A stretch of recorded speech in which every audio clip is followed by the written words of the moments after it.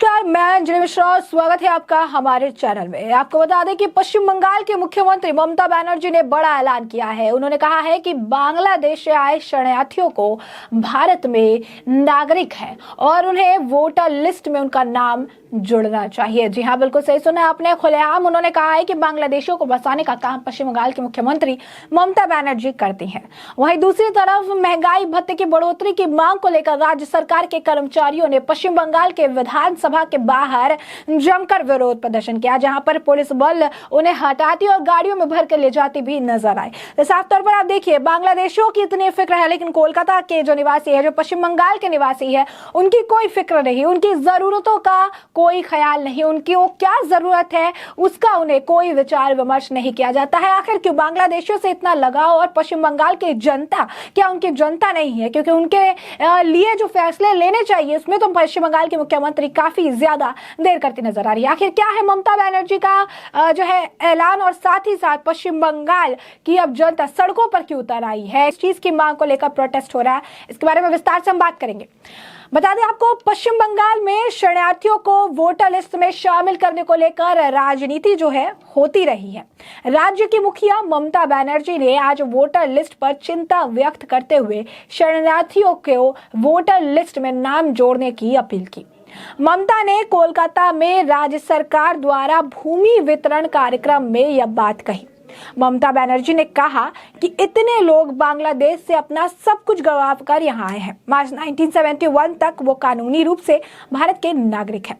नागरिक होने के बाद भी उनसे कहा गया कि नागरिक का दर्जा दिया जाएगा।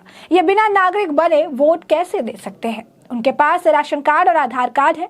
ममता ने लोगों से मतदाता सूची में अपना नाम शामिल कराने की भी अपील की। उन्होंने कहा कि वोटर लिस्ट का काम शुरू हो गया है। 5 दिसंबर तक आपको देखना होगा कि आपका नाम एनआरसी के नाम से बाहर किया गया है या नहीं। इसीलिए मतदान केंद्र पर जाए और व्यक्तिगत रूप से देखें कि आपका नाम शामिल है या नहीं।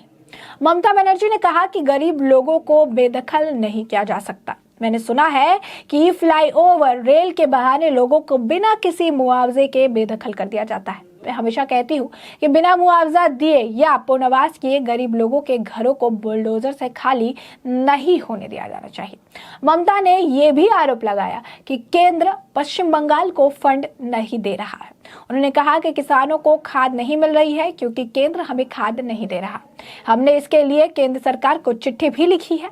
अगर ऐसे ही केंद्र सरकार द्वारा असहयोग मिला तो हमें खाद निर्माण के बारे में सोचना होगा। राजनीति के लिए राज्य को कर रहे बदनाम। ममता बनर्जी ने यह भी कहा कि राजनीति के लिए वो राज्य को बदनाम कर रहे हैं। वो किसी भी परियोजना के लिए कोई पैसा नहीं दे रहे। कुछ लोग केंद्र सरकार को फंड जारी नहीं करने के लिए पत्र भी लिख रहे हैं। मैं उन लोगों की निंदा करती हूँ। अगर ऐसा होता है तो हम कुछ दिनों के जो है हमें समस्या होगी, लेकिन हम आगे मैनेज कर लेंगे। तो अब देख सकते हैं किस तरीके से ममता बनर्जी खुलेआम बोल रही हैं कि जो बांग्लादेशी शरणार्थी है उनका वोटर लिस्ट में नाम होना चाहिए, उन्हें आगे बढ़ाना चाहिए। सवाल ये होता है कि जब आज फिर राजनीति की जब बात होती है, खोखन दास का बयान था, जो लोग तृणमूल कांग्रेस को समर्थन देते हैं उनका नाम वोटर लिस्ट में डालिए। ममता बनर्जी ने इसे लेकर टिप्पणी नहीं की थी। अब सवाल ये है कि ममता बनर्जी खुद बांग्लादेशियों को बसा रही है, खुद खुलेआम कह रही है, जाकर देखिए वोटर लिस्ट में आपका नाम है या नहीं है। एक हिसाब है, एक मैथमेटिकल हिसाब है, समझिए कि एक दूध का पैकेट है और उसके लिए जो है एक व्यक्ति है, उसकी पूर्ति हो जाएगी। 2 व्यक्ति है, आधा आधा में पूर्ति हो जाए। लेकिन अगर एक दूध के पैकेट पे 10 लोग हैं तो उसकी पूर्ति कैसे होगी? बहुत सिंपल मैथमेटिक्स है, लेकिन ये बात राज्य की सरकारों को समझ नहीं आती है। कारण क्यों? इसका एग्जाम्पल के पीछे का कारण समझिए। सीधी सी बात है, बंगाल, पश्चिम बंगाल की जो जनता है ये पहले कंप्लेन भी कर रहे हैं कि केंद्र फंड जारी नहीं कर रही है, ये समस्या हो रही है, वो समस्या हो रही है। समस्या आप खुद बढ़ा रहे हैं। जब पश्चिम बंगाल की जनता आपकी है, उनके लिए किया गया हर काम की जिम्मेदारी आपकी बनती है। जब जनता की जरूरतों का ख्याल रखना आपको बनता है, आप भीड़ बढ़ा रहे हैं। आप बांग्लादेशों को यहाँ शरण दे रहे हैं अपनी वोट बैंक की राजनीति करने के लिए। बांग्लादेशों को यहाँ बसा रहे हैं, वोटर लिस्ट में उनका नाम दिला रहे हैं। क्यों? ताकि आपकी सरकार यहाँ बनी रहे।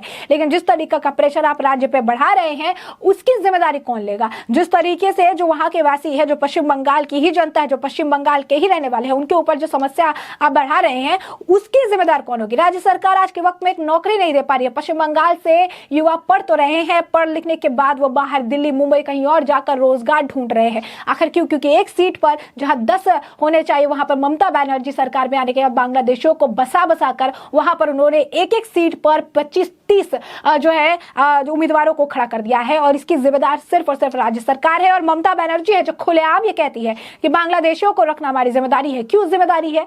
आपकी जिम्मेदारी, पहले आप पश्चिम बंगाल के मुख्यमंत्री है, आपकी जिम्मेदारी पश्चिम बंगाल के लोगों के प्रति सबसे पहले है, ना कि जो लोग बाहर से आ रहे हैं उनके प्रति है। लेकिन वोट बैंक की राजनीति है और इस राजनीति के तहत ममता बनर्जी इस तरीके से खुलेआम जो है सवाल तो खड़े करती हैं भाजपा पे, लेकिन खुलेआम एक गलती का समर्थन खुद कर रही है।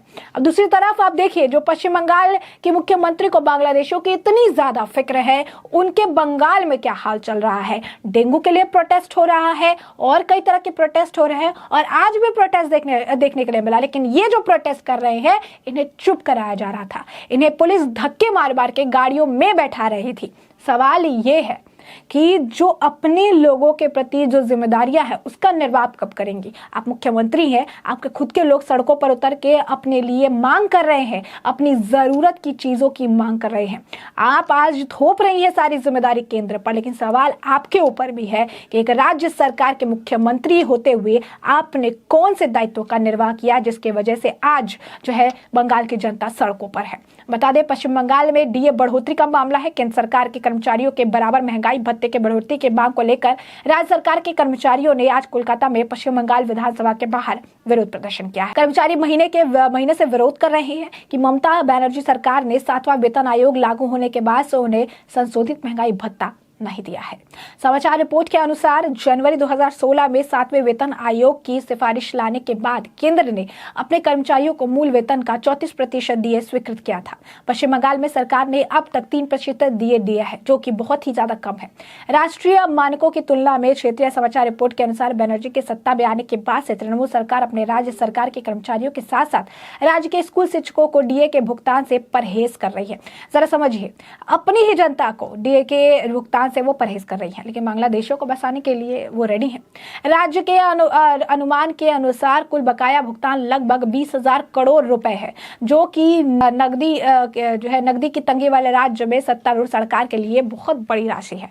इससे पहले इस साल मई में कलकत्ता उच्च न्यायालय ने राज्य सरकार को निर्देश दिया था कि कर्मचारी संघ द्वारा सरकार के खिलाफ याचिका दायर करने के बाद अगले 3 महीने के भीतर बकाया का भुगतान किया जाए। जब समय सीमा समाप्त हो गई तो कर्मचारी संघ ने न्यायमूर्ति हरीश टंडन और न्यायमूर्ति रविंद्रनाथ सामंत की खंडपीठ के समक्ष उच्च न्यायालय में अदालत की अवमानना याचिका दायर की थी। इस बीच राज्य सरकार ने उच्च न्यायालय में एक समीक्षा याचिका दायर की, जिसमें बेंच के 3 महीने के भीतर अपने कर्मचारियों को डीए और लंबित बकाया के भुगतान का आदेश देने वाले पहले के फैसले पर पुनर्विचार करने का अनुरोध किया गया। हाईकोर्ट ने अनुरोध ठुकरा दिया था। ममता बनर्जी सरकार ने इस कदम की आलोचना भी काफी की गई, क्योंकि कई विपक्षी नेताओं ने श्रमिकों की बुनियादी मांगों की अनदेखी के लिए राज्य मंत्रिमंडल की निंदा की।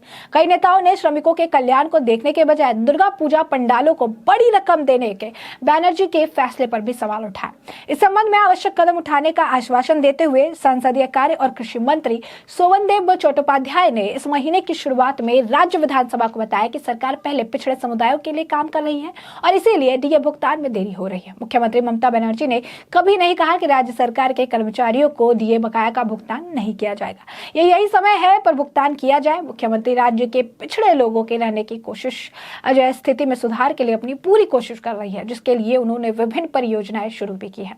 यही कारण है कि डीए बकाया भुगतान की प्रक्रिया में देरी हो रही है। चट्टोपाध्याय ने विधानसभा के तल पर ये सारी बातें जो है कही है। जैसे में आप देख सकते हैं कि पश्चिम बंगाल में क्या कुछ हाल देखने के लिए मिल रहा है। एक तरफ ममता बनर्जी की सरकार बांग्लादेशियों को बसाने का पूरा प्रयास कर रही है, दूसरी तरफ भुगतान अपने ही लोगों को वो नहीं कर पा रही है, जो कहीं ना कहीं ममता बनर्जी सरकार की विफलता को दर्शाता है। तो ऐसे में हमने आपको जो पूरा मामला है वो बड़े ही विस्तार से बताया है कि ये पूरा मामला क्या है, किस तरीके से पश्चिम बंगाल में सख्त हालात है, पश्चिम बंगाल के मुख्यमंत्री ममता बनर्जी का क्या कुछ बयान है, दूसरी तरफ पश्चिम बंगाल में प्रोटेस्ट किस वजह से हो रहा है। इसके बारे में हमने आपको जो है डिटेल जानकारी दी है और अब इस पूरे मामले पर आपकी भी जो राय हो हमें कमेंट सेक्शन में कमेंट करके जरूर साझा करें।